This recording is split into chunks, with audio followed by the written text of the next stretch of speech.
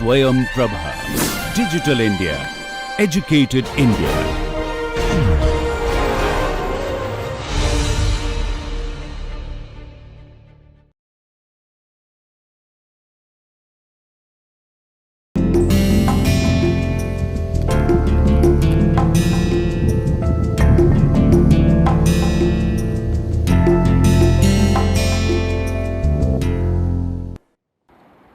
Hello and welcome to lecture number 10 of Gender and Society. Today in this lecture we are going to look at some of the important sociological trends, patterns and theoretical dimensions on gender and education. So to start with, we will be asking a few questions. We will be trying to understand what is the similarity and difference between informal and formal education. What are some of the key theoretical perspectives, sociological perspectives that we can use to understand the growth of education as an institution in societies, and we will also look at some of the historical and current trends in in education with regard to gender. So this discussion will be using examples from India, from South Asia, or globally. So we will see some of these patterns. So to start with, an understanding of what is education and how do we understand education. So education is a social institution through which a society's people are taught basic academic knowledge, learning skills and cultural norms. So as you can see that the emphasis of education or the understanding of education has moved beyond just an understanding of educating children as future citizens of any society, and the emphasis has now been broadened. The focus area has now been broadened to understand how education plays out for the larger population. So it's not just a particular age group that we are looking at, but it is a social institution that actually shapes an entire population. So it is an institution through which a society's people actually are taught basic academic knowledge, skills and norms.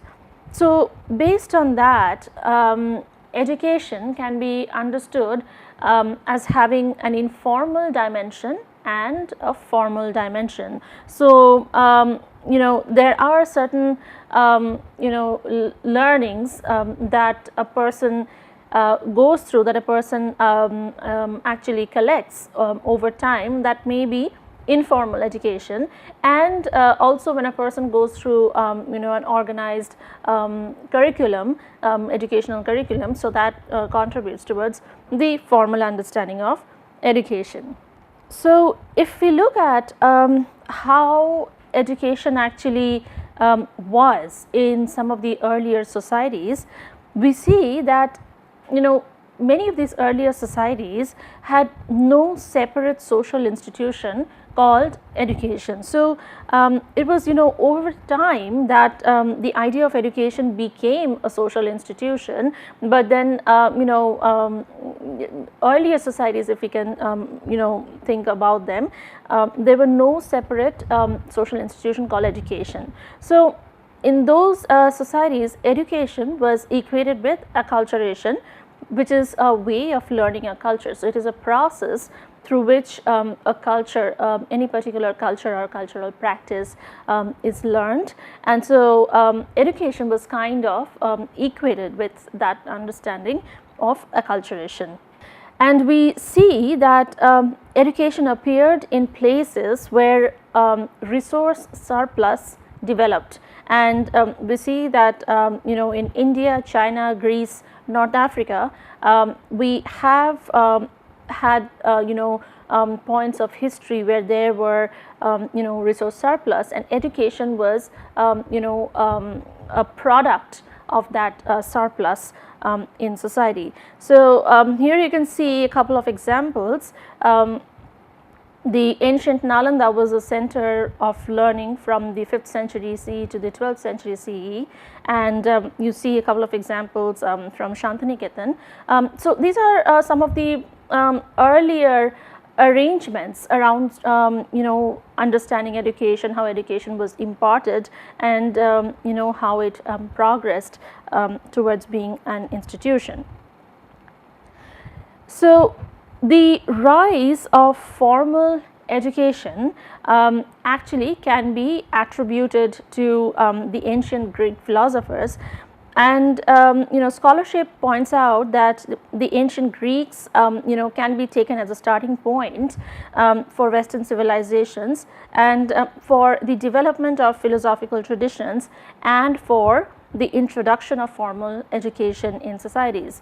So what we see is that over time, education became a group's formal system of teaching knowledge, values, and skills. So we find that the process of this enculturation or acculturation that we talked about actually now was offered through a formal process. So formal education in this respect describes that the learning of academic facts and concepts through a formal curriculum arising from the tutelage of mostly the ancient Greek thinkers. So we see that we find for the first time an introduction of curriculum based learning, and that actually brings an understanding for us about formal education. But let me remind you at this point that even though formal education was introduced in several of these societies, the access to higher education was or the access to any level of education, not just higher education, was restricted to the privileged class only. So it also came as a class marker, as a as a parameter that contributed to social class construction. And the idea of universal mass education, which is a fairly recent idea that we see in societies, is something that is yet to be achieved in many parts of the world. So this is in a way a historical understanding of informal and formal education, and how education, when it was introduced as a formal curriculum based learning, also came as a signifier of class based negotiations in society. So drawing from that, we see that in South Asia, if we have to use a case here, we find the Bengal Renaissance, which started around the early 19th century, actually played a significant role in how we understand modern education in India, particularly using the gender lens. So we see that around this time in history, there was a struggle for rational free thinking. So we see this philosophers, these scholars, and I have cited a few here on this slide. So we see the role of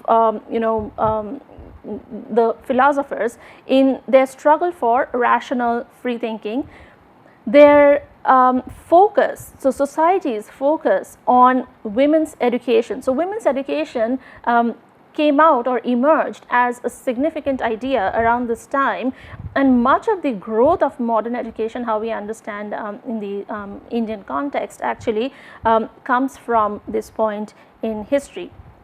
So we see a growth in the modern Bengali or pan-India literature. We see a spread of Western education and ideas. So several of the pioneers who were actually heading or leading this movement, they came with a Western education background, because they had gone out and got themselves educated from England, and then they have come back at that point. And so much of the ideas that several of these key thinkers were proposing in society were influenced by Western understanding of education, not to talk about the direct colonial influence on education at that time.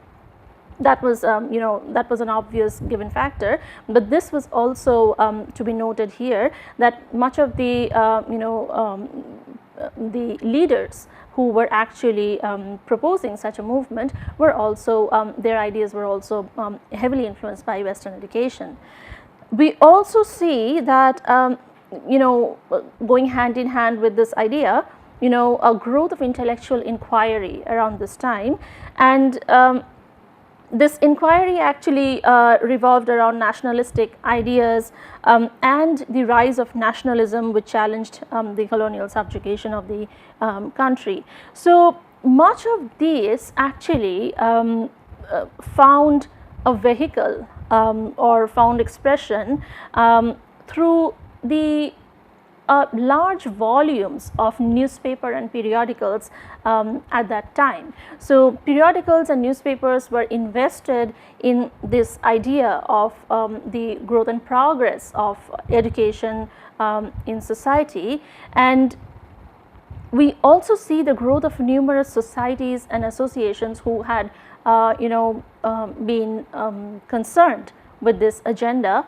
and the number of reform movements in this respect is quite significant. So this is a point in history which gives us probably one of the starting points to talk about how we understand the modern education system in India. So what happened as a result are two consequences, sociologically speaking. Education became a cultural currency.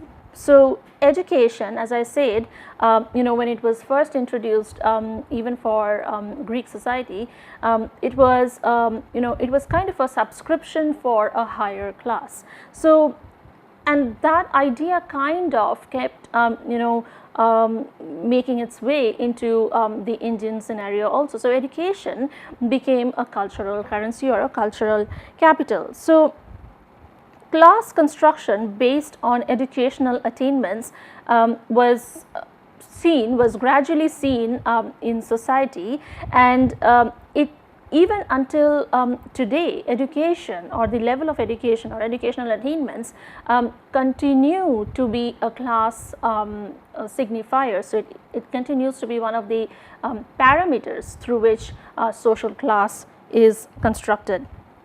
Another gender dimension that became significant more and more with this cultural currency of education is that it is reflected in the dynamics of marriage. So if you take the Indian scenario, for example, and if you take a case of, say, arranged marriage or marriage by choice, in any of these cases you will see that in most of the time when a marriage negotiation is made, the dynamics or the level of educational attainment will make way in the conversation of the negotiation, and because it has several implications in the future of that marriage.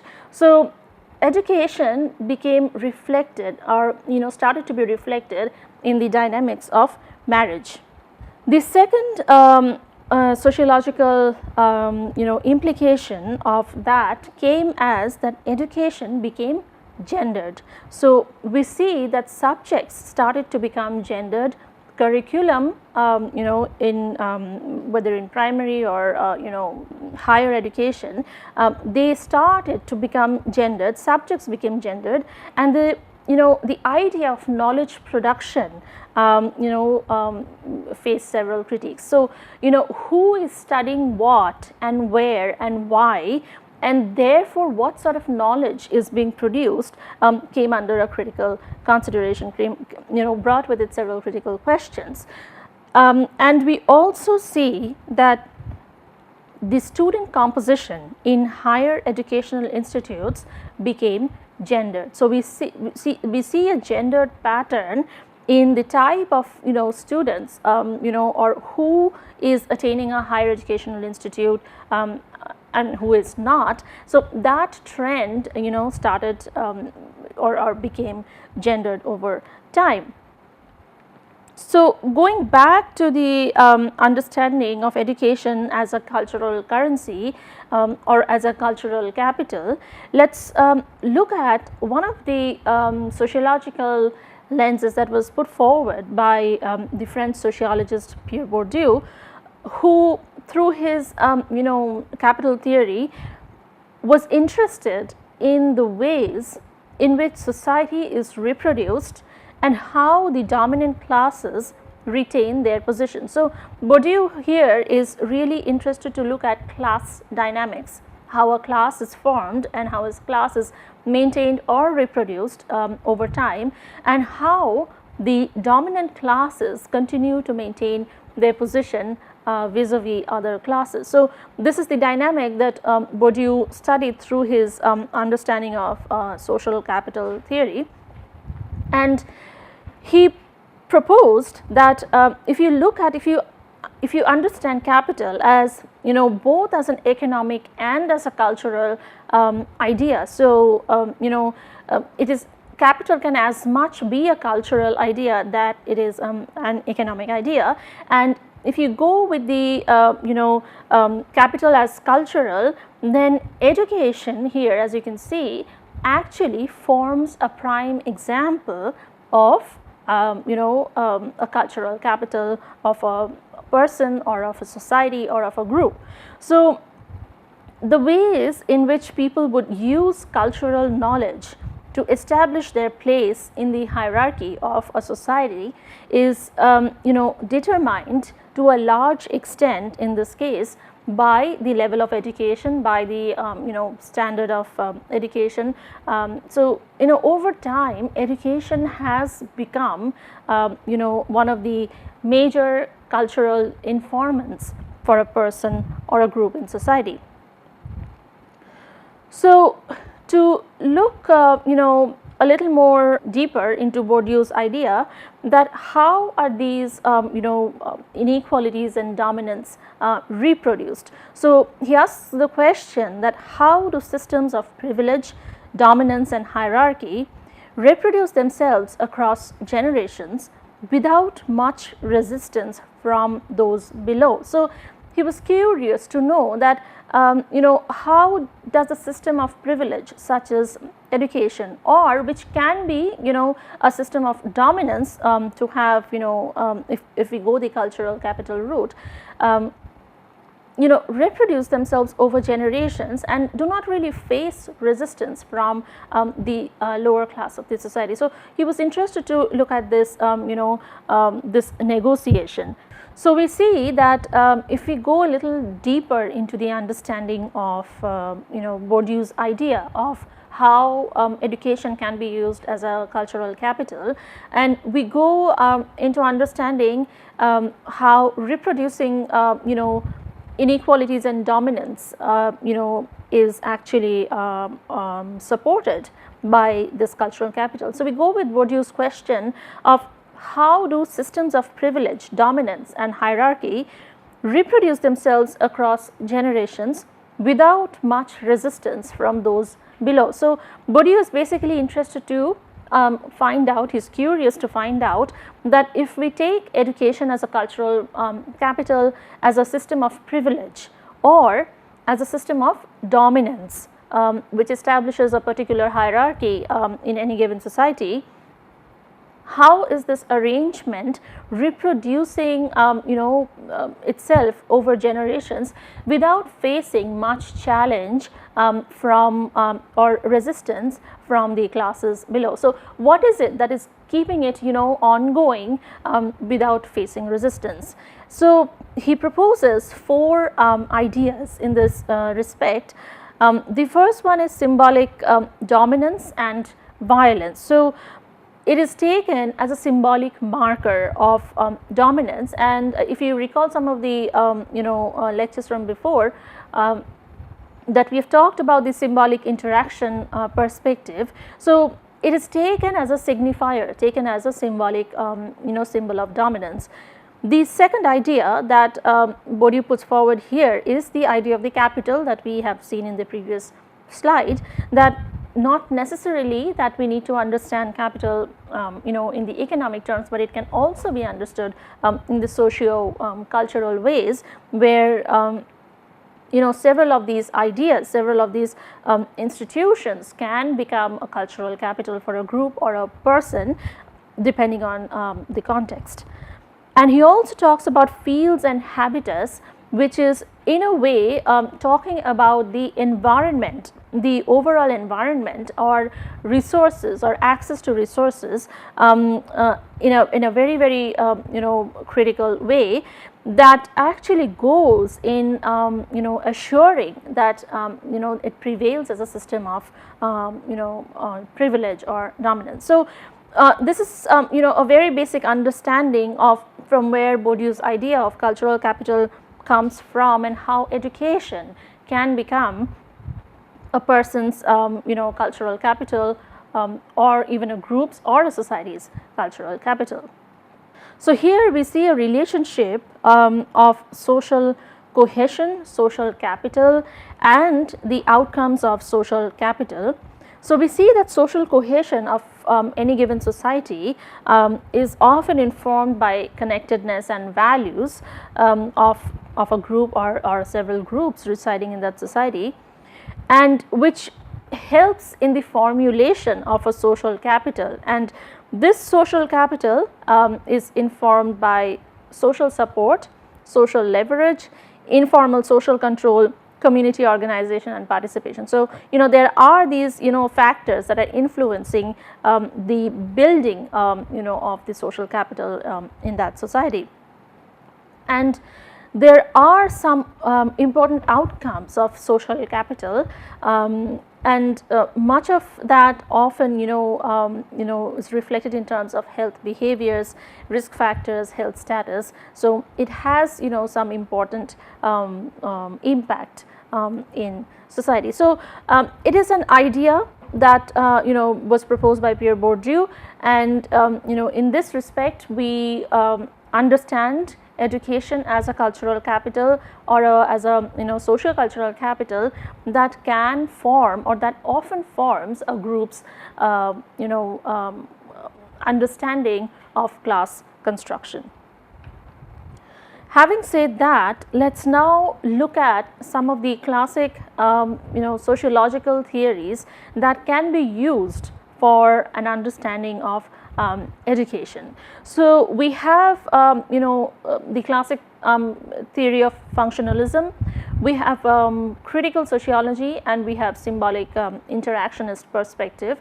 And under critical sociology, we see that we have conflict theory and we have the cultural capital theory. So, now you are probably able to understand where we can actually fit in Bourdieu's idea of the cultural capital in the broader context of the sociological theories that we can use to understand education.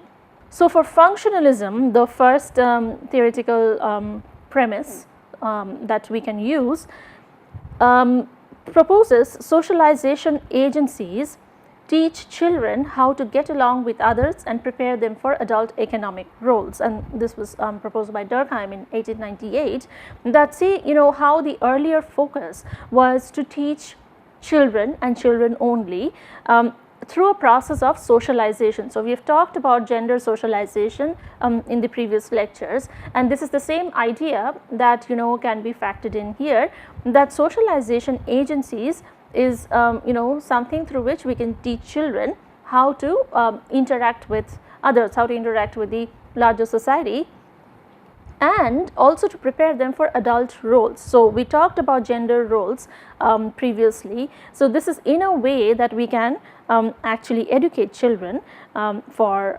future roles, and this can be attained through teaching knowledge and skills, through a cultural transmission of values, through social integration, and through gatekeeping and social placement. So, there are these ways through which the socialization can be effective, and this is an idea that was put forward by some of the classic sociologists, and Durkheim being one of them. The second idea or the second theoretical lens, which is the conflict theory, looks at how these institutions or these dynamics continue to perpetuate social inequality in society. So, if you take the example of education in this case and use it here, that how has over time education as an institution perpetuated social inequality in society. The second idea here is reproducing social class structure. So, through education, as you are well aware of, social class is constructed and it is reproduced over time, over generations. So, this is the second idea that the conflict perspective proposes. And at the institutional level of education, we see policies, we see dialogues, we see proposals of funding, and which are often unequal in nature, which also falls under the understanding of the conflict perspective of gender in education. So, these are the three major ways in which the conflict theory can be used to understand the role of education in society. The third perspective here is the symbolic interactionist perspective, which talks about some of the shared understanding with regard to education, starting with a teacher's expectations from a class or from the students, to the art of knowledge transfer. So, it is one thing to teach a curriculum and it is one thing to teach students. So, the art of knowledge transfer is it's a shared understanding between the teacher and the student. And then the third point here is signaling students as good, bad, worse as a grading system. So, education, formal education, curriculum based education has often have grading system where teachers or professors signal whether a student is good, bad, worse or not doing well. So, these are just symbolic understanding, these are qualitative understanding of the position of a student with respect to the rest of the class, with respect to other students. And the future of higher education, which is again an emerging field, and the idea of online systems of education, in fact what we are doing here is a classic example of that, is that this is probably one of the most significant trends of higher education, as we see that it's going online. So, the online systems of education is a whole different arrangement where you have another understanding of the symbolic perspective of a shared understanding, and this is a significant way where the future of higher education is actually moving towards.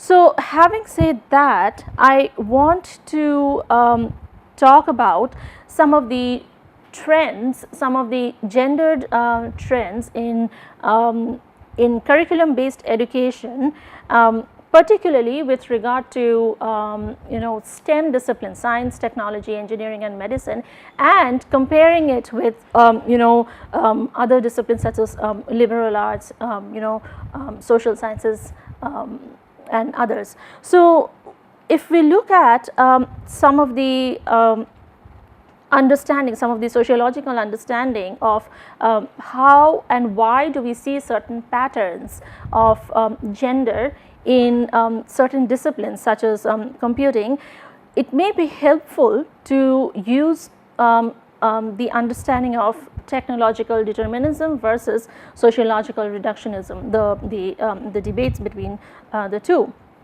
So the first one, technological determinism, is the reduction of technology to science and machines. So to understand technology just in terms of science and machines, and factoring out the socio-cultural context entirely from that conversation. And sociological reductionism is the reduction of technology to social relations only, to understand technology as a product of social relations. So keeping these two in mind, we see that the introduction of computing with industrial usage in the industrial masculine military ideals of 1950s and the 1960s provides one of the starting points to understand why certain trends or certain disciplines actually probably emerged as gendered over time. After that, in domestic computing in the years 1970s to 1980s, we see that what was introduced in a purely masculine field now entered the more intimate spheres of life. So we see the introduction of domestic computing. We see more and more families, more and more people having computers for their personal use and in their homes. And obviously, if that happens, your users are broadened. So you have a larger user base, and of course that would be more gender neutral. And then we see in the 1990s we have the corporate computing, that is more and more jobs actually came up with regard to computing. And the problem here is not with inadequacies, but reification of approaches to computing which privileges some and marginalizes others. So the problem here really is not that if somebody is competent or not competent, somebody understands or not understand, that's not the problem. The problem is that the social understanding, the social assumptions and approaches to disciplines, for example computing, which puts certain people in a privileged position and marginalizes others. So I want to take you through short history of this. So when if we look at the era of 1960s, we see that the idea of software engineering was considered women's work. Only because it was thought of as clerical, and hardware was the most difficult job, or it was assumed to be difficult, and therefore it was attributed to for men only. And this is from the Cosmopolitan magazine of 1967, which actually brought out an article on the computer girls of this time, that how several of these disciplines, several of these curriculum based education, curriculum based practices actually translate, which starts as gendered, also translates professionally, also translates in several of these professions. So this was one of the starting points, that it started with an assumption that software engineering is the woman's domain and hardware is the men's domain. So over time, what we have seen is that several of these higher education trends, as you can see on the screen, that for medical school, for law school, for physical sciences, we see kind of an upward trend for percentage of women majors. But if you can see the red line, which is the computer science trend, the pattern, you see that it kind of arose after the 1970s, and it kept rising a little after 1980, and then after the mid 1980s it started to drop, and where we are currently now, it has been showing a downward trend. So the question then is, why do we see such a downward trend of a particular discipline where the trend seems pretty similar in the other disciplines of medical, law and physical sciences. So what is it that is happening for a particular field that we see an underrepresentation of a particular group of students, in this case an underrepresentation of women for a particular field, and not in others. So to continue talking about some of these trends and patterns, we see that top women executives, so when this gendered curriculum, this gendered understanding or assumption of a curriculum gets translated to the employment sector, to the formal labor force, we see several of these patterns. So the first pattern that we see is that top women executives are paid 8 to 25% less than their male for same educational background and work. So we see a gender ceiling with regard to payment in terms of percentage of payment. We see that women has made up just 17.6% of the computer science graduates in 2010-11 as compared to the 37% in 84-85.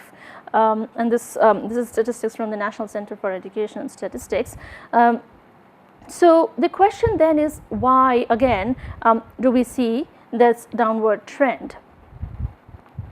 The percentage of women working in computer science related professions has steadily declined from 35% to 25% in the last 15 years, as we saw from the graph. And the last point, even with the projected growth of 15 to 20% between 2012 and 2022, the vast majority of computer science jobs will be pursued and filled by men. So you see that this graph that you saw is so downward sloping that I'll take you back to the graph, that it is so downward sloping that even with a projected figure until 2022, problem of overrepresentation and underrepresentation in terms of gender will continue. So coming to a few trends with regard to secondary, mid-level and formal higher education, we see that this is data from the CBSE, that there was a lot of discussion. There is an ongoing discussion going on that more Indian women are going to college but fewer are working. So where are we losing that educated labor force, that we are seeing more of the women that we have seen in the past going to colleges, but then when it's translating to the labor force, to the formal labor force, we do not see as much as we should see. So if you look at these two graphs, if you look at the left side graph, the CBSE 10th standard exam results of 2016, you see that more boys appear for examinations than girls, and the pass percentage of girls continue to be higher. So in the pie chart that you see on the right hand side, that the percentage of girls who passed is higher than the percentage of boys who passed the exam. So you see that when it comes to questions of performance, it's not really a problem. The performance idea is not really a problem. one of the problem, and here I want you to start critically questioning why do we see certain patterns such as this, is an assumption, is a social construction of several of the ideas that go with education, just like many other institutions, many other disciplines. So why do we have certain disciplines that are labeled to be girls only, or that are labeled to be boys only, and from where do these ideas come from, is something that I want you to think critically about. So in the second diagram, again from, this is the MHRD data, that you see the enrollment in higher education in 2014-15, that for undergraduate enrollment, on the left hand side diagram, you see that boys tend to enroll higher than girls, and in the right hand side diagram you see that girls tend to enroll themselves in postgraduate degrees. So this is also to be questioned, that why do we see this gender disparity, why do we see a change in figures when it comes to comparing education for boys and education for girls. In this graph, again this is from the education statistics of the MHRD, that you see that if you look at the higher education enrollment rates by course, then look how the figures are changing with regard to male and female students. So on the left hand side, the blue bar graph you see for males, and on the right hand side you see for females, the pink bar graph, and you see that for Bachelor of Arts, which is the first category that is shown here, it's 28 versus 38%. So females tend to enroll in larger numbers for Bachelor of Arts degree. But if you come down for say B.Tech, Bachelor of Technology, which is the fifth from the top, then you see a sudden decrease. So you see 9% and then 4.5% of girls.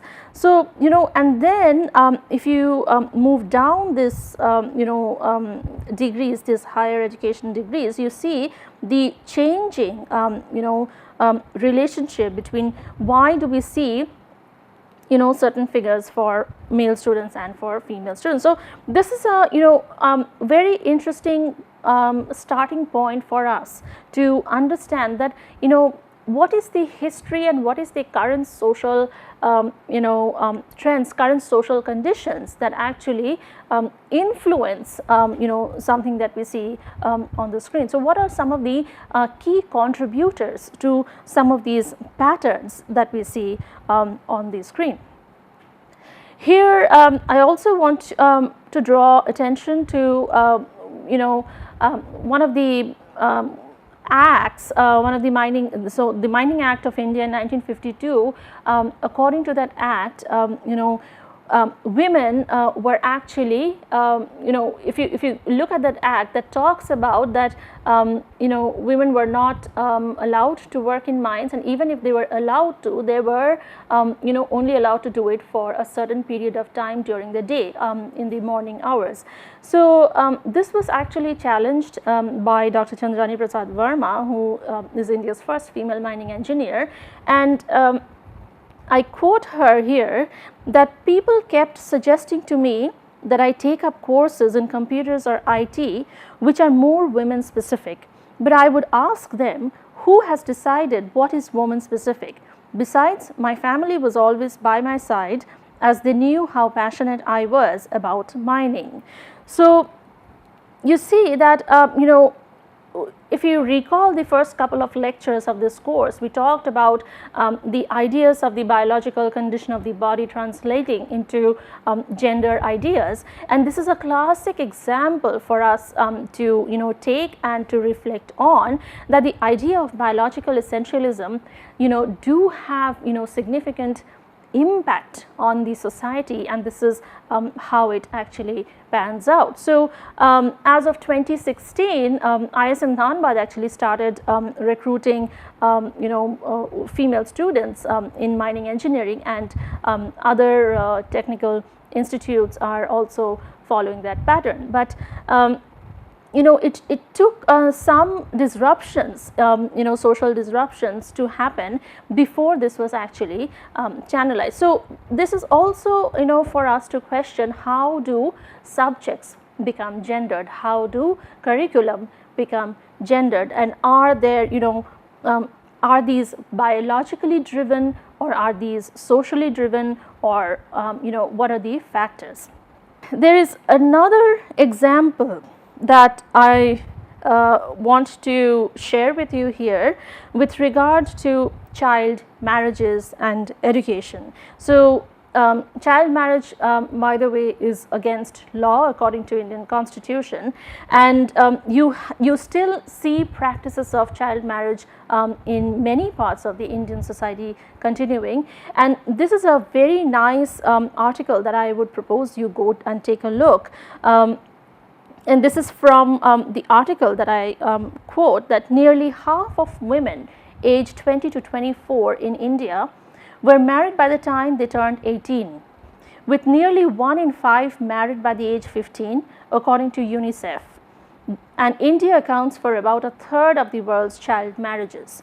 And this is from the article, why this child bride needs good grades, 15 girls. So, this is not a unique story. This is a story that is not just unique for this girl or for India. So, this is a global issue, and this is just a case as example to show that the ideas that we have as assumptions in society have these major inflections, have these major connotations, influences in society, that so the place education comes in here is, if you read the article, you will realize that what happens is, when these girls are married off at a very young age, they of course do not always get a chance to pursue higher education, or even primary or mid level education. But here, as the story says, that if they continue to get good grades in schools, if they actually stay with their parents and actually get to attend schools and continue to get good grades, then chances are that they do not have to go and abandon education at all. So, it is kind of a challenge that they take up at a very young age, that they have to get good grades just to avoid other shackles in society. So, this is a very important context in regard to gender in education, and I would encourage that you go and take a look at this article and list out what are the other gender consequences that can arise from this discussion. Some of the contributing factors, as we have been talking about in seeing gendered pattern in education curriculum, can be regressive belief of zero return. So, again, if I go back to some of my previous lectures, we talked about the cultural preference of sons being an economic security for families, for parents, and so the belief that daughters would get a zero return is one of the contributing factors that we see an overrepresentation of males in certain disciplines and an underrepresentation of females in the same discipline. A concern and lack of security, which is a very, very valid factor that contributes to a female's continuation of education, particularly if you take settings where they don't have an assurance of toilets in school, or other social security, whether if it's an evening school, or if they have to finish class before sunset. So all sorts of the social arrangements that go in informing what is a secured environment and what is not, actually contributes to parents' decisions of whether to send a boy to school or a girl to school, and why not. And lack of opportunity and stereotyping and bias, as we have seen that curriculums continue to evolve as gendered and continue to evolve as stereotyped, that people have this assumed understanding that certain disciplines are for males and certain are for females, and that stereotyping, that bias gets translated in several of these patterns that we see in society. So here I want to share a data with you which I collected through my students in class, and I really want to thank my students who had helped me collect this data.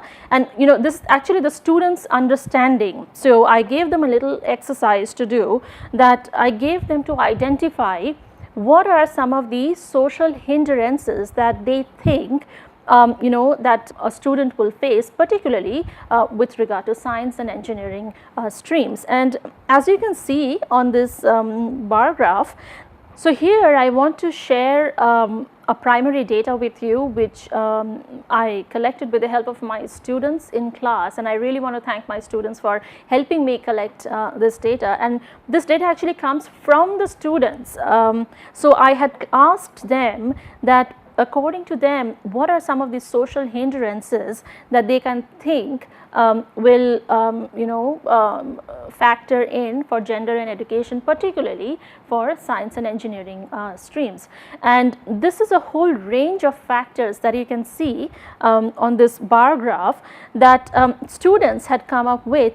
From here, it's not very difficult to pick out what are the most significant factors. So we see distance and geography, we see career stereotyping, we see parental restrictions, and we see less investment on education and social construction of engineering. So there are these quite significant, quite obvious factors that students themselves has pointed out, that distance and geography matters, whether a girl will be sent to an institution or not. Career stereotyping, so getting a degree in a particular discipline, will it get the student a job that is not stereotyped? So that is a question that students constantly ask themselves. And then the third very significant factor here is parental restrictions. So the parental involvement in the whole decision making process go a long way to decide whether a student will be attending an institution or not, and the repercussions are seen everywhere. And finally, the social construction of engineering. So engineering, not all fields, but some fields of engineering have evolved to be stereotyped for boys, and so you see an underrepresentation of girls in those fields of engineering, and this is what they mean by the social construction of engineering. And this data set is a very good eye opener, again, to see that these factors keep reproducing themselves, and the impacts that they have in society are quite significant. So with the idea of the growth of parental involvement in the decision making process, we come back to Pierre Bourdieu's idea of habitus, and we see that using this idea, power is culturally and symbolically created and constantly re-legitimized through an interplay of agency and structure. So we see that through the idea of habitus, Bourdieu is proposing that power gets created, and power gets created through this use of cultural capital and through habitus or socialized norms that guide behavior and thinking. So, scholars suggest that there is something called the familial habitats where families and parents, they match schools with certain expectations, and of course we cannot ignore the impact of the social class in this respect. So the idea that there is a very strong and significant parental involvement in public policy discourse, particularly with regard to education, cannot be ignored. So I want to quickly walk you through some of the current statistics. As we see, this one, you see that women continue to be vastly underrepresented in global technology forces, because disciplines that are already stereotyped will not produce enough women for that particular job, and even if they do produce, then several of these women are what scholars have called the leaky pipeline problem, that you don't see where they disappear. So in this chart, actually you can see that the kind of jobs that women actually do, or the percentage of female employees in major tech companies, is quite significantly low when it comes to technical jobs as compared to leadership jobs.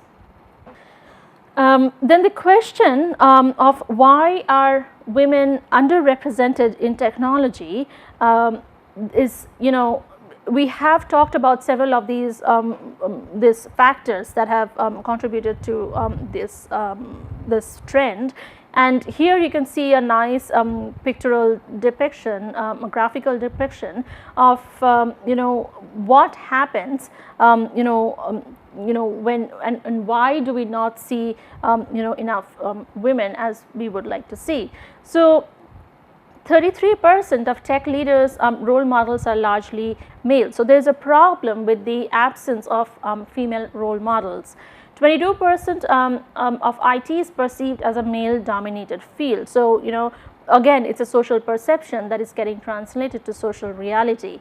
14% says there's a lack of work-life balance, which is a constant negotiation that goes on, and 14% of educational institutions do not encourage 14% says that educational institutions do not encourage girls to pursue tech careers. So again, we see that there is this constant assumption around stereotyping of certain disciplines. So we see that because there is a distinct social implication of stereotyping of certain disciplines, and there is a certain gender patterns in society because of that, we see that recently several measures have been taken at the institutional and the national levels, starting with talking about the IEEE women in engineering. So an increased focus of making more and more women engineers visible in society and in the institutes. The MHRD's measure of adopting supernumerary seats in IITs, where you see an increase in the number of female seats for female candidates in the IITs, and very recently, the Department of Science and Technology's Vigyan Jyoti program, where the DST is reaching out to school girls of classes 11 and 12, and giving them a conscious opportunity to come and visit some of the premier institutes of the country, including several of the IITs, where this group of female students, school girls actually, they stay in these institutes for a week or 2 weeks, and they they are actually oriented towards